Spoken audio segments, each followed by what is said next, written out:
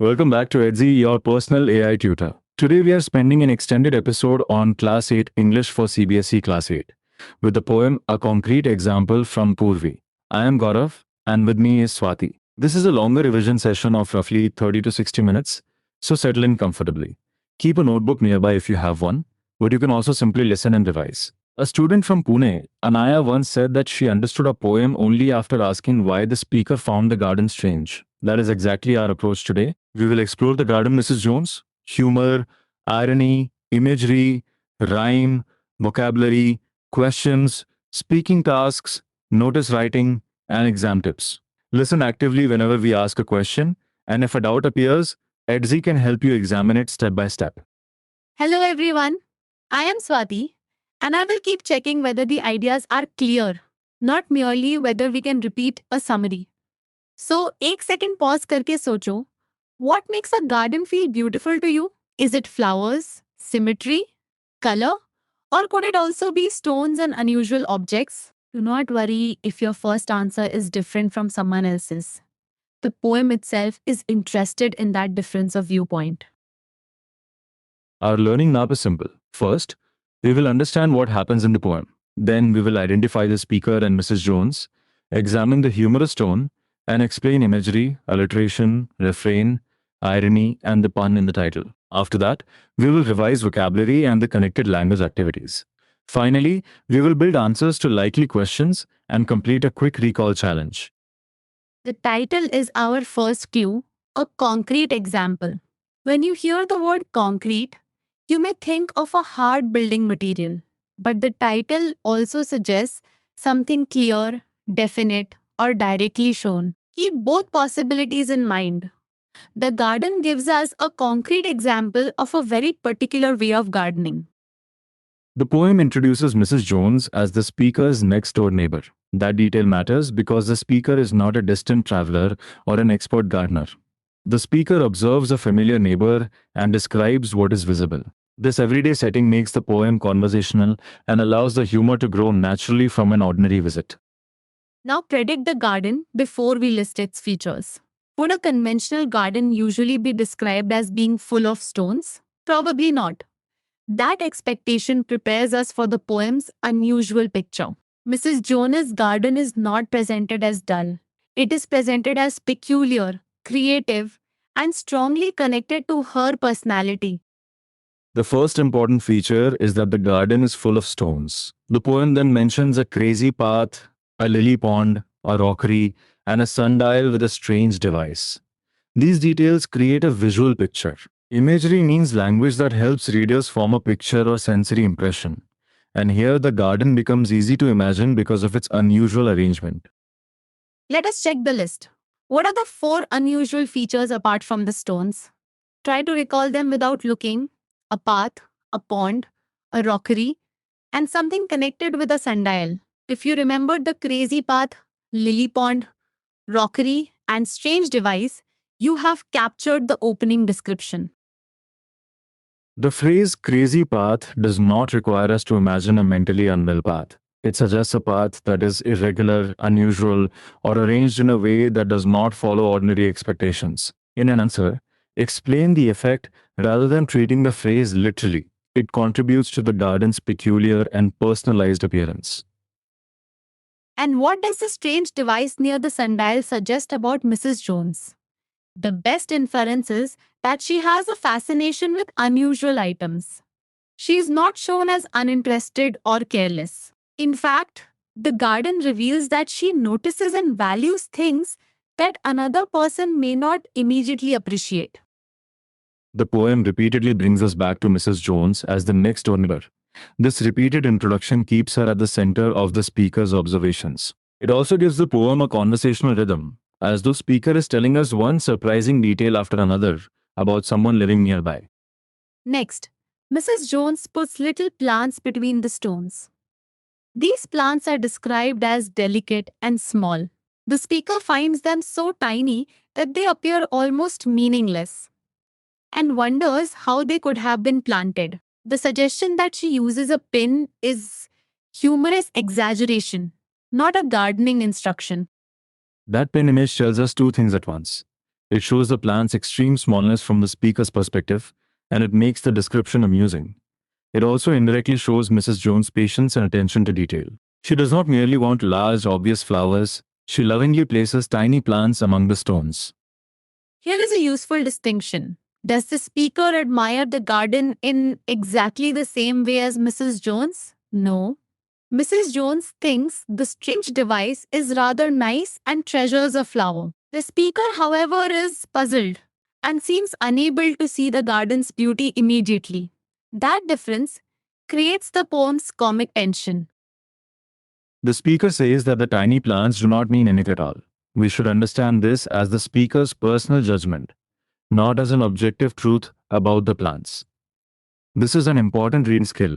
Separate what a character thinks from what the poem as a whole invites us to understand. Now imagine the invitation. Mrs. Jones asks the speaker round to see her stones. Notice the humorous choice of expression. A person might normally invite a visitor to see the flowers or the garden, but here the stones are important enough to receive special attention. That choice reinforces Mrs. Jones' unusual taste. The speaker and Mrs. Jones stand and talk about a flower for quite a quarter of an hour. This shows Mrs. Jones' pride and enthusiasm. She is willing to spend considerable time discussing something that the speaker does not even notice at first. The garden is therefore not just decoration, it is an expression of her interest and personality. Let me ask you directly. If someone proudly described a flower but you could not see it, what would you do? The speaker asks where this lovely thing is. That question sounds sincere, but it also prepares the final comic surprise. The answer is much closer than the speaker expects. Mrs. Jones replies that the speaker is standing on the flower. This is the final event of the poem and the strongest moment of situational irony. The speaker expects to search for a visible flower somewhere in the garden, but discovers that the flower is directly beneath the speaker's feet. That ending is amusing because the speaker has been discussing the flower for a long time without seeing it. It may also suggest that the speaker feels sorry after realizing what has happened. The humor is light-hearted rather than cruel. The poem invites us to smile at the misunderstanding while appreciating Mrs. Jones's enthusiasm.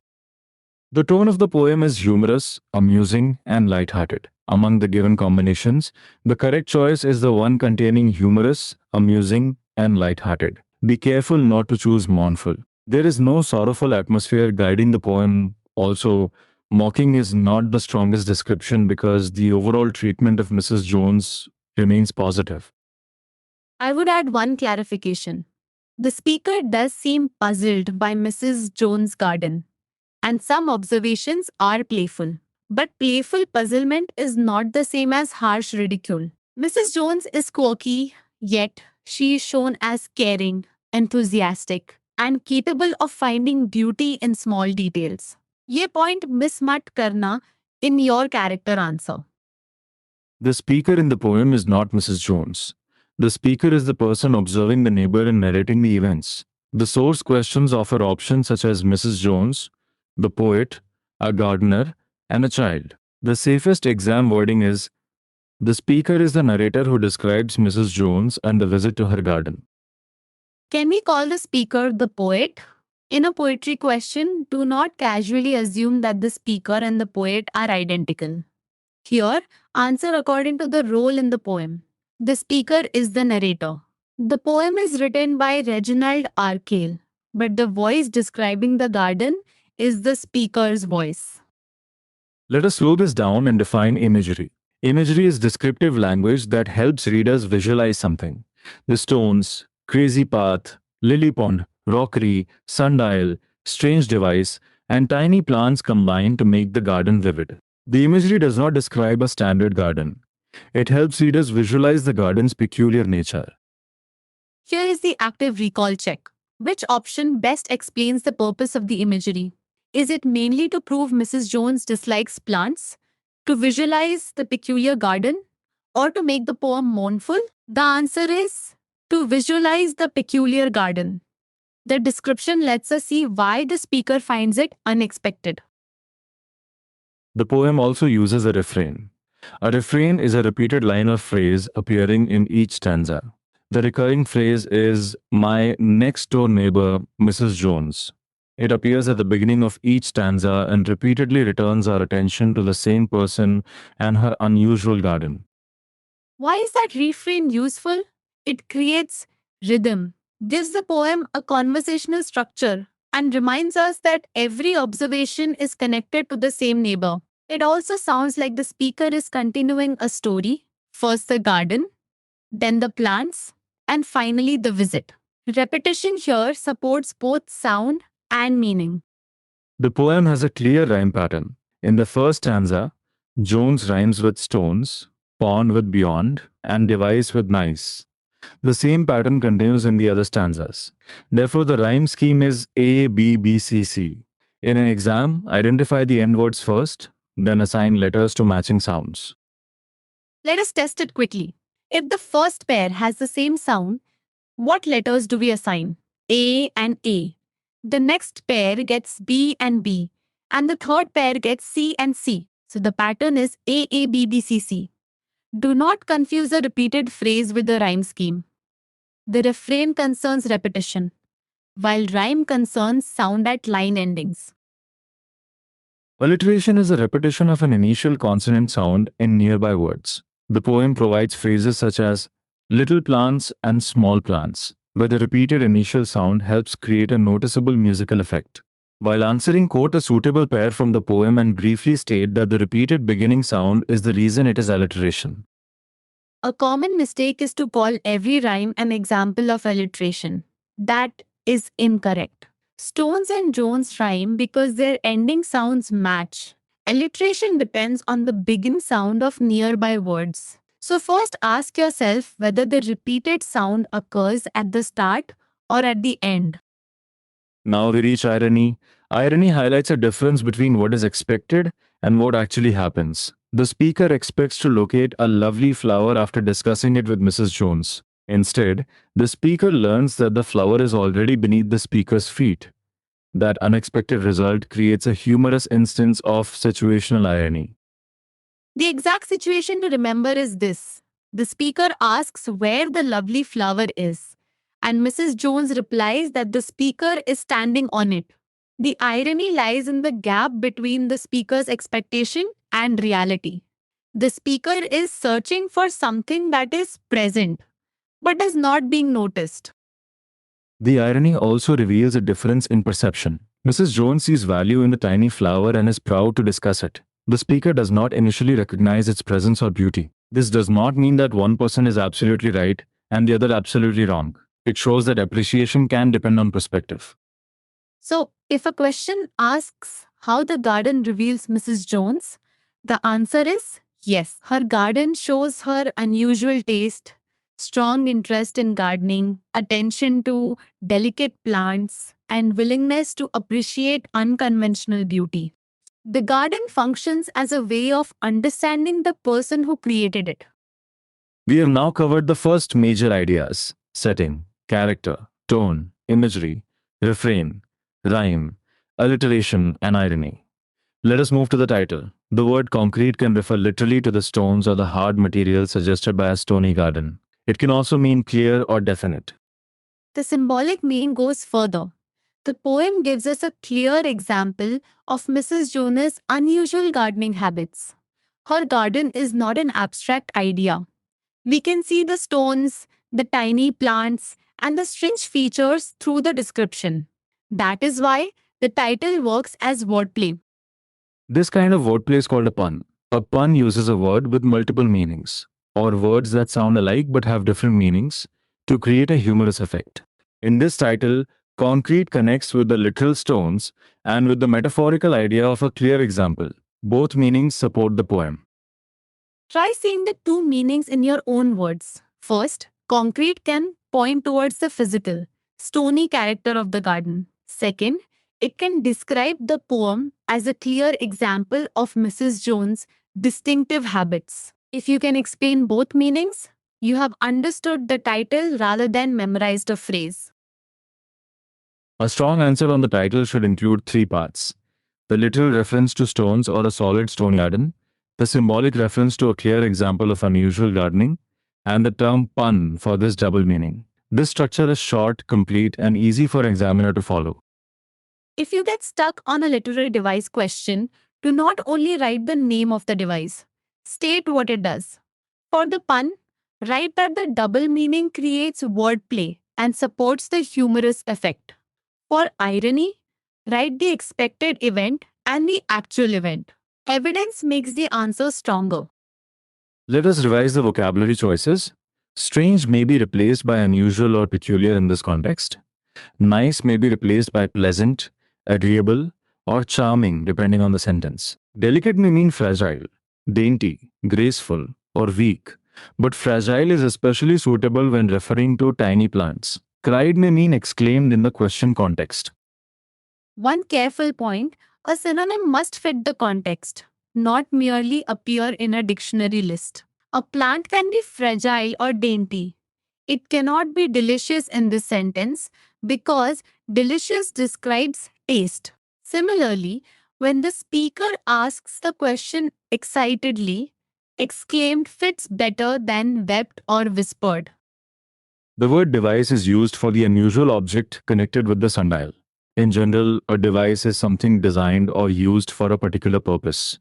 The activity then asks students to distinguish an implement, tool, equipment, appliance, and gadget. These words all relate to things used for work or practical purposes, but the meanings are not identical. Let us organize the distinctions. An implement is something that works when moved by hand. A tool is used by hand to make or repair. Equipment is a set of necessary items for a particular purpose. An appliance is electrical and used for household work. A gadget is a small mechanical or electronic device. The word building activity asks you to replace the first letter of a given word. Starting with nice, the clues lead to dice, rice, mice, and vice. Starting with soil, the clues lead to boil, toil, coil, and foil. Observe how changing only the first letter creates a new word with a different meaning. Quick recall. What is the word for grain that we cook? Rice. What is the word for a bad habit? Vice. From soil, what means to heat something? Boil. What means to work very hard? Toil.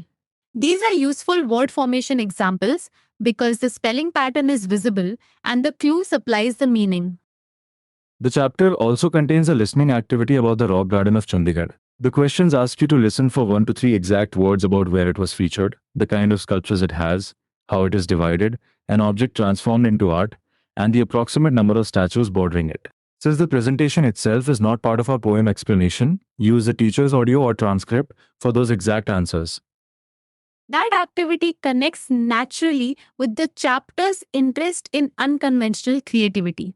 The poem shows a garden where stones and delicate plants are arranged in a personal way. The listening task introduces another example of artistic transformation. But do not mix the two texts in an answer unless the question specifically asks you to connect them. The speaking section focuses on apologies. For an informal apology to a friend or family member, useful phrases include I am sorry about, please forgive me for, and sorry, I did not mean to. A suitable response may be that is all right, no problem, or these things happen. The language is direct and friendly. For a formal apology to a teacher or principal, the language becomes more respectful. You may say, I am extremely sorry for, I owe you an apology for, or I really regret. A response can acknowledge the apology while giving responsibility, such as, please ensure this does not happen again. The key difference is the level of formality. Notice writing is the main writing task. You are asked to draft a notice about the inauguration of the herb garden for students of grades 6 to 8. Include the organization's name, the word notice, date, title, purpose, date and time of the event, venue, relevant contact information, and the writer's name, signature, and class. The notice must use formal language and third-person form. Avoid turning it into a personal letter. Also remember that the source gives the required details to include but does not provide actual event dates or a venue. In a real answer, use the details supplied in the question or create suitable details only when the exercise permits it. The exploration section introduces Amrit Udyan around Rashtrapati Bhavan in New Delhi. It mentions attractions including Bal Vatika, a tree house, nature's classroom, bonsai, herbal gardens, a tactile garden, Arogyavan, and circular gardens. The activity asks students to find popular gardens in their own region and share their findings. The herbarium activity is practical. A herbarium is a collection of plant samples preserved for long-term study, usually as dried and pressed plants mounted on paper. The chapter suggests collecting fallen flowers and leaves, pressing them carefully in newspaper under books, and later using them for artwork. Use fallen material rather than damaging living plants. The additional poem, A Sea of Foliage, presents a garden with varied colors and plants. It mentions tamarinds, mango clumps, palms, quiet pools, sea muls, bamboos, and white lotus. Its rich description also encourages readers to notice how imagery can make a natural scene vivid. Keep it separate from the main poem when answering chapter questions. We are entering the final revision section now. Let us build the summary using the poem's sequence.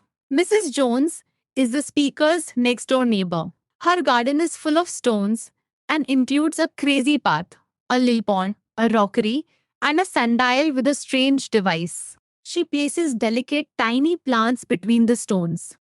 Then the speaker wonders how the tiny plants are put into the garden and humorously suggests a pin. Mrs. Jones invites the speaker to see her stones.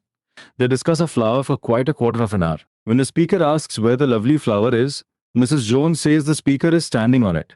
That final discovery creates situational irony. Question 1. How does Mrs. Jones feel about her garden? Your answer should say that she is proud, enthusiastic, and fond of it. Evidence includes her belief that the strange device is rather nice, her care for tiny plants, her invitation to show the garden, and the long conversation about a flower she treasures. Question 2. Why does the speaker compare the plants with something that could be planted with a pin? Explain that the comparison emphasizes their delicate and extremely small size. It also adds humor by making the planting process sound almost impossibly precise. Do not write that Mrs. Jones literally uses a pin unless the question asks about the speaker's humorous suggestion. Question 3. What do we learn about Mrs. Jones? Mention her unusual taste, creativity, love for plants, attention to small details, and pride in her garden. Her interaction with the speaker shows that she enjoys sharing what she values. The answer should remain positive and should be supported by details from the poem. Question 4 asks you to support the statement that Mrs. Jones is portrayed positively. Write that although the speaker finds the garden strange, Mrs. Jones is shown as passionate rather than foolish. She cares for delicate plants, appreciates unusual features, and takes joy in her surroundings. The humor does not erase her positive qualities. Question 5 is broader. What does the poem say about people thinking differently? It suggests that beauty is not understood in one universal way. One person may value stones, tiny plants, and an unusual device, while another person may not notice the same beauty. The poem encourages openness towards different forms of appreciation. Here is a compact literary device recap. Imagery helps us visualize the peculiar garden. The refrain repeats, "My next door neighbor, Mrs. Jones." Alliteration repeats an initial consonant sound in nearby words. Irony appears when the speaker is standing on the flower being discussed. The pun in the title uses the two meanings of concrete. Final challenge 1. Name the tone without looking. Final challenge 2. Name the speaker's relationship to Mrs. Jones. Final challenge 3. State the rhyme scheme. Final challenge 4. Explain the title in two meanings. Final challenge 5. Describe the main contrast in the poem. Take a few seconds and answer aloud before checking your notes. The answers are humorous, amusing, and light-hearted tone. The speaker is Mrs. Jones' next door neighbor. The rhyme scheme is AABBCC. Concrete refers both to the stony garden and to a clear example of unusual gardening. And the main contrast is between Mrs. Jones's appreciation and the speaker's initial confusion. If one doubt remains, Edzy can question you step by step instead of simply giving the answer. Before we close, let us correct one common mistake. Do not describe the poem as mournful. And do not call Mrs. Jones uncaring. Do not say the flower was missing. The flower was present, but the speaker failed to notice it. That precise contrast is the basis of the humor and irony. Your small next step is this. Write a 5-sentence answer explaining how the poem presents Mrs. Jones positively. Include one garden detail, one detail about the tiny plants, one detail from the visit, the final flower incident, and one sentence about different perceptions of beauty. Then underline the literary keywords imagery, irony, refrain, and pun. Let us recap the most important ideas. A concrete example presents Mrs. Jones's unusual garden full of stones, her delicate plants, and her pride in personal expression. The tone is humorous and light-hearted. Imagery makes the garden vivid. The refrain keeps Mrs. Jones central. Alliteration adds sound. And the ending creates situational irony. The title is pun because concrete refers to the stony garden and to a clear example of her gardening habits. Your common mistake to avoid is treating the speaker's opinion as the poem's final truth. For your next step, answer the 5-sentence challenge in your notebook and explain it aloud as if teaching a friend. Thank you for revising with us. Keep your curiosity alive and return to Edzy whenever you want to test your understanding calmly and clearly.